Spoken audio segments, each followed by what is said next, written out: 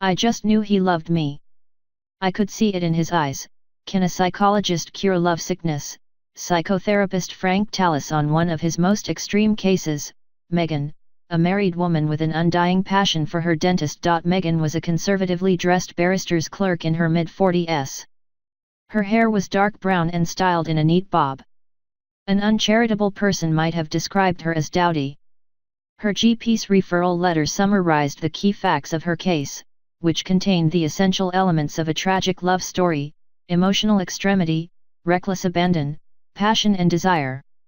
After a few introductory remarks about my role as a psychotherapist, I explained that I wanted to hear her version of events.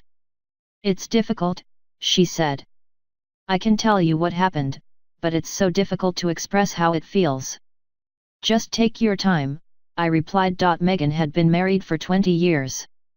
Her husband, Philip, was an accountant and they had always been happy. "We don't have any children," she volunteered. "It was just never the right time." 2 years before she came to me, Megan had consulted a dentist who specialized in complicated extractions. I thought he was quite handsome. He had a pleasant manner. But, she shook her head. "These things are so hard to describe. Perhaps I felt something right at the beginning. I just wasn't sure what was happening." The dentist, Daman Verma, not his real name, performed the operation. Everything went to plan. But when the general anesthetic wore off and Megan woke up, she felt different.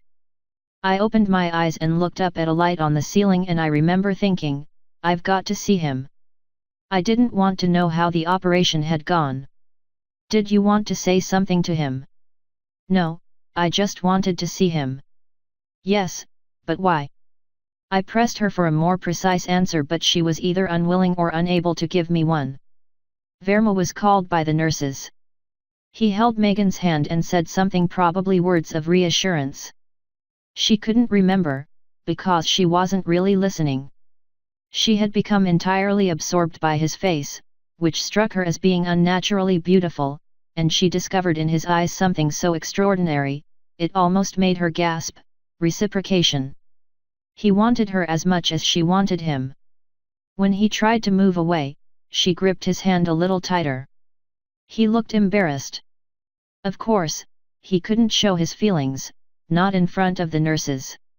He was a professional. She was mildly amused by his clumsy attempts to conceal the truth. She released his fingers, knowing, with absolute certainty, that the love they felt for each other was so strong they would spend the rest of their lives together. I have often found myself sitting in front of lovesick patients, whose psychological pain and behavioral disturbances are equal in severity to any of the symptoms of a major psychiatric illness.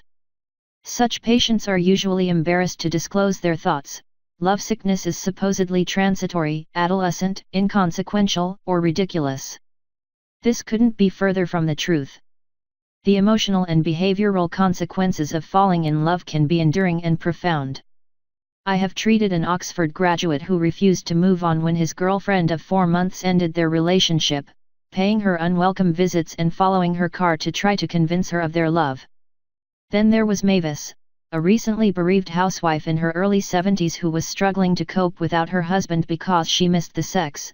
Their marriage, it transpired, had been based entirely on physical intimacy.